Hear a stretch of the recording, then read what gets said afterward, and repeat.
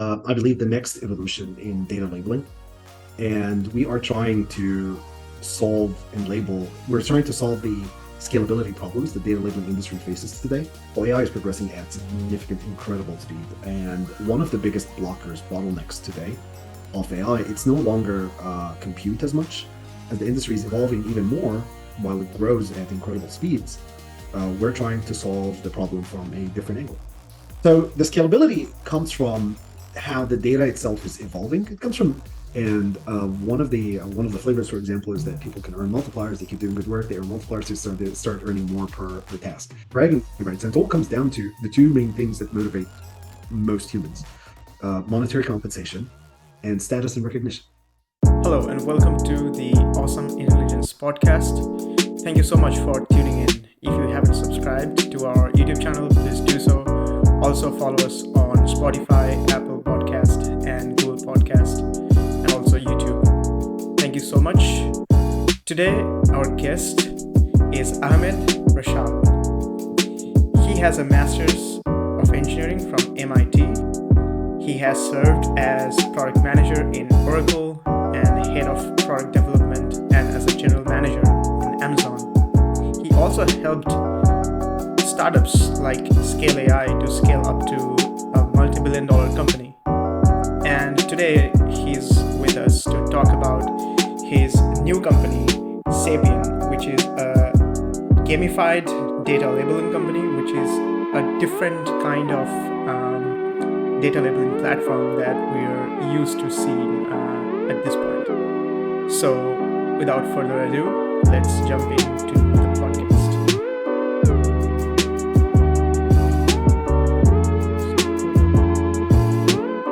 All right, welcome everyone to the Awesome Intelligent podcast. Today we are joined by Ahmed Rashad, the CEO of Sapien AI-based company, and we are going to talk about that.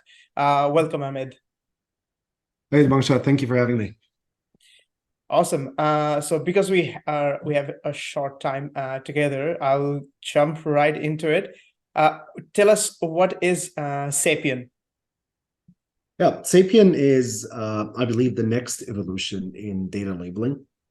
And we are trying to we're trying to solve the scalability problems the data labeling industry faces today and the rising complexity of the data itself. Do you want to? I want to go a little bit more into details of what is the problem with scalability of data labeling. But before that, I want to talk about how did you come up with the idea of Sapien, like, and why data labeling? Because there are so many other problems to solve in AI, but why data labeling? Yeah, absolutely. So I think AI is progressing. First of all, AI is progressing at significant, incredible speed. And one of the biggest bottlenecks today of AI, it's no longer compute as much. Data labeling is a huge blocker because a lot of the models and a lot of the people working and a lot of the practitioners actually don't have access to high quality data in the high volumes that they need for their model. So this is one of the biggest bottlenecks. Now, how it came across, I actually faced that problem myself while working at Amazon, and then I joined Scale AI, which is in the industry, and I saw that industry evolve as we took Scale AI from a very early stage startup to a $7.3 billion company. And I've seen those problems evolve, and Scale was an evolution of that industry. Scale did revolutionize that industry, and now, as the industry is evolving even more while it grows at incredible speeds, we're trying to solve the problem from a different angle. Interesting. And what is the problem with scalability of labeling data? Is it just the fact that now we have enough computation and we don't have enough labeled data sets, or what is the scalability problem in AI? Please explain that to us. Yeah. So the scalability comes from how the data itself is evolving. It comes from, that's the first part, and then the second part is the amount of data and the number of models and the number of applications has grown significantly. Now, of course, as the sheer volume grows, that means there is much higher demand, and on top of it, it's getting more and more complex. In the early days, it was, is this a cat or a dog? And now the models are good enough to do that. We need humans for more and more complex stuff. And you need labeling that requires medical knowledge, for example, specific medical knowledge, specific dental knowledge, legal knowledge, language knowledge, and so on and so forth. And that creates a whole new problem, because not only the demand is growing, but actually the supply is kind of shrinking. Mm-hmm. So it's getting hit from both angles, and the question is, well, how do you solve that? It's a very interesting, very difficult problem, and that's why we exist. That's why we wake up every morning and get dressed and to solve that problem. How do we make this really, really complex issue way simpler, so that we can allow supply to grow once more? Yeah. I was playing with the interface this morning, and I have to say it's one of the best data labeling platforms, or I should say the most interesting data labeling platforms I have seen in my life so far. Because just few years ago, maybe 2019, I think, when we were using Yellow V, I think it was Yellow V3, right? That was the industry standard back then. And I had to label 5,000 images of people wearing hats. So I had to label different type of hats. And it took me almost a week to do that. And it was boring as hell to do that. But the model worked absolutely fantastic. It worked pretty well, because 5,000 was enough to categorize different types of hats. But then again, like you said, we have come so far from labeling hats and cats and dogs to much more complicated problems. So I'm wondering, can you tell us a little bit about the technology behind Sapien AI without giving away too much, of course? Absolutely. So it was always very interesting to me. And you look at all the tools out there, and the tools are generally focused around two things. One, either the capabilities of the tool, of functions, features, bells, whistles, whatever you name it, or the use cases that they can solve. Yeah. And this was always very counterintuitive to me, because the whole thing is about getting human feedback into the data so that it can go into a model. And the operative word there is being the human. That's actually, I mean, pun kind of intended. That's why we called it Sapien, right?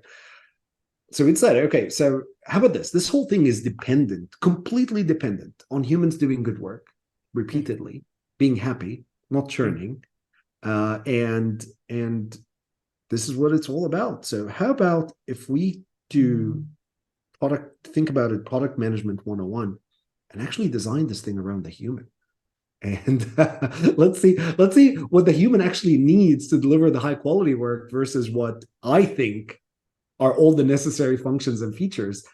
And it was amazing, because all of a sudden we realized that most of the functions and features and bells and whistles actually aren't that used or needed. People compensate, people adapt, and just by putting something that people want and observing them work, then to test the features with them, just like you do with any consumer product, and all of a sudden you're twice as fast, and your quality is significantly higher, which means you don't need as much QA, which means you don't need as many people who are already very skilled and very difficult to find, so you don't need as many of those people. And all of a sudden costs go down, so you can afford to pay people more, which means that people are happier, so they stick with you more, so you don't have to spend money on acquisition, which saves more money, and the flywheel just keeps going. So to sum it all up, it all came down to, let's design around the human. That is, I understand that, but your platform, the Sapien platform, is a little bit different from other platforms, though, because it's kind of, I want to use the word gamified, because I think your platform says something like train to earn or train and earn. Although I'm going to come to the training part later, but just by labeling, like the labeling part is gamified, right? Mhm. Why did you go with that route? Like why did you make it like a game? And how do I earn by labeling data? Yeah, absolutely. So the gamification comes in a few flavors, and one of the flavors, for example, is that people can earn multipliers. They keep doing good work. They earn multipliers to start earning more per task, and then they have a social. They have social and public rankings of the taskers, or the like. Excuse me, that people can compete in, right? And you can challenge your friends, and you do good work, you start going up the ranks, and you start showing up, and you earn bragging rights. And it all comes down to the two main things that motivate most humans: monetary compensation and status and recognition. Mm-hmm. So we designed it around that, and that's where the gamification comes in. Plus, the gamification where it's actually an interface that people are familiar with versus the very let's just call them functional interface, purely functional interfaces. Well, this is a fun interface, and we've done a lot of observation and a lot of studies, and we're tweaking the interface to reduce fatigue. So it's not as Okay. exhausting or difficult as when you did the 5,000 Yes. images, I right? used I used a tool that was very famous at that time, and it was famous because that was the only one available, which was doing the Coco my MS Coco dataset labeling in the XML format, and it was called label image in a weird spelling. It was lblimg.py. So you Okay. you just install the GitHub repository and just run the Python main.py, and it opens up the application in a very non flashy GUI format, and then you import all your images into the platform, and you click on next, draw your boundary, and type the labels in somewhere, which is a very boring task, which is completely different from what you have built. That is for sure. Like, Yeah. And we also built it to be mobile compatible for the most part. Some tasks need the computer, but for the most part, it's also mobile compatible. So if you're in what was it, or let's say you're waiting for a bus or something, or you're getting your driver's license renewed, instead of playing Candy Crush, you can actually draw bounding boxes or add the labels or tag something and actually earn money. And you do this, and there's a price per tag and per tag per task, and you can just go in and do as many as you want whenever you want, as long as you keep doing them with good quality. And you see the quality on the spot. You see, it's like if you start doing bad, you start seeing your yeah, multiplier and a sad face, and right, and you start that seeing this. is super smart. It's like, hey, you gotta pay attention here. You're actually starting to earn less per task because you Mm, missed your streak, right? So once we got those in, uh, all of a sudden people didn't need to go into an office to label data with high quality. mm, All of a sudden, you shifted the relationship between you and the labeler from an adversarial one to one where incentives are aligned, and they want to do a good job. They have no incentive to not do a good job. It's actually quite the yep, opposite, right? yep. And it's not by having someone breathing down your neck. It's by figuring out and addressing the human motivation in the first place versus not care or not addressing it and just let's add supervisors. We're gonna keep an eye out on everyone, and then let's have someone to keep an eye on those supervisors too, because we don't trust them either. Yeah, I get it. It's in a way, it's sort of like the democratization of data labeling process for everyone. Like, you don't have to have a PhD in computer science to label an image, and anyone, even my grandma, can do that on her phone. So that's sort of like the idea. Exactly. And we do simplify the task quite a bit. So you don't, if let's say we need a medical doctor to label parts of the task, but they only need to do parts of it, not the whole thing. So why use a doctor for the whole thing if you only need them for a part of it, right? It's not good for the doctor. It's not good for everyone. Imagine if you have a hospital and it's 100% staffed by only doctors. You have no nurses, no physician assistants, no one preparing the food, no one stocking the medicine, just doctors. Yeah. That wouldn't be a very good hospital. Mm-hmm. True. Yeah, I love the idea actually behind it. Even although I'm not very sure about the technology behind it, because I'm pretty sure you can't go into too much detail, but just be a little, can you give us a technical answer as to what exactly are you using without giving away too much? Is it possible? Yeah. So at an abstract level, we basically we build a data pipeline with our customer Mm-hmm. where the data could be pulled or pushed depending on the customer needs. Okay. Uh, Actually, it's both at the same time. And then once we pull the data, we have a one-time project setup where we understand the data, understand the taxonomy, understand the needs, and we automate a lot of this. Yeah. Versus today where this is done manually. So we have a lot of that automated for the data intake and the initial parts.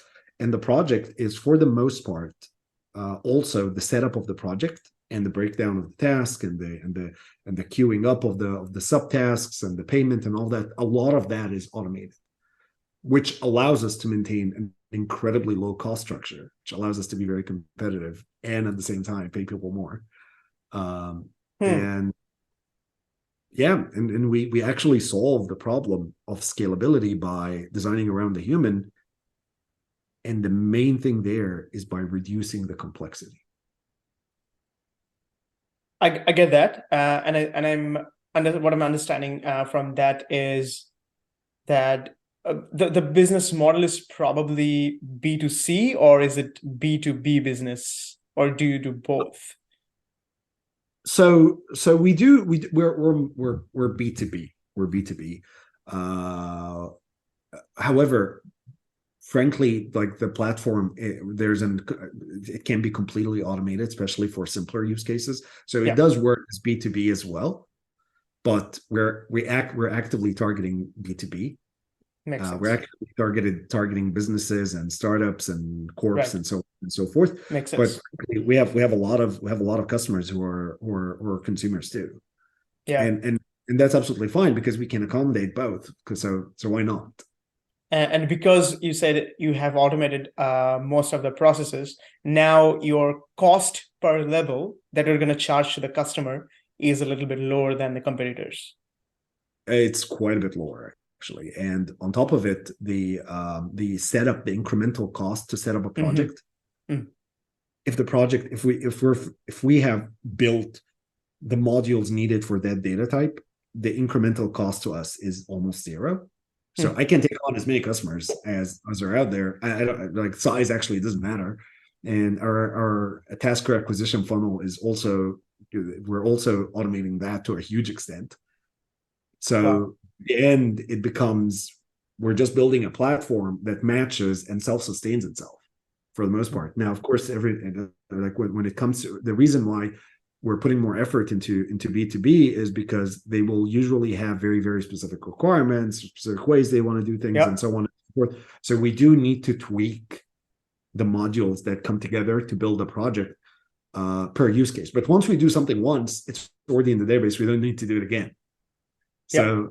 So once that project is done once, it's only done once, and then it goes through the automation. Makes total sense.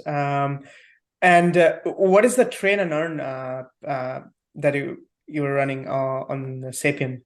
What do I train? How do I train?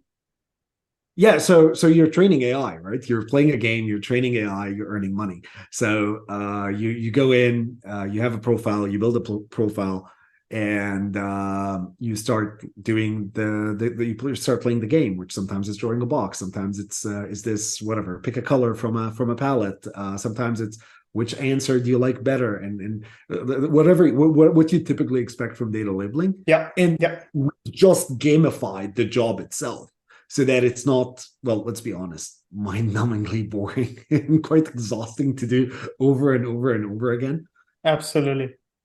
Right. So however, because it's gamified, because we also circulate the type of task based on what people are capable of doing, and we do that using algorithms similar to what you would have in, let's say, if you're watching a social media feed, right? The Yeah. feed is designed to keep you engaged as long as possible, and Yeah. that's exactly what we're doing. We're trying to keep the labeler engaged with high quality engagement as long as possible. There's a counterbalance to it where their earning potential starts to go down once the quality starts to go down. So that's the safety valve. It's like, okay, you reach max engagement for now. It's time for you to stop. Yeah, 100%. Interesting. Okay. Yeah, that makes total sense. And I saw a lot of the blogs that your company publishes is on generative AI. Are you using generative AI in any form as of yet, or? It is one of the things that we will be labeling data for. We do not use generative AI yet. However, in the future, we do have plans of using generative AI, and we're still experimenting, finding the best way. But we might be using generative AI to create training modules and training simulations. Wow. Because we want to train people generally across a wide variety of things. Yeah. So that, and the training has to be very, very short, right? Yes. Because there's no point in sending people to a 2-3 week boot camp. No, I want the training to be in 2-3 minutes. So we need to generate a lot of content. We need to generate a lot of artwork. We need to generate a lot of images and so on and so forth. So yeah, Gen AI internally used is on the roadmap. We do use AI today for a number of things, including the feed, controlling the feed.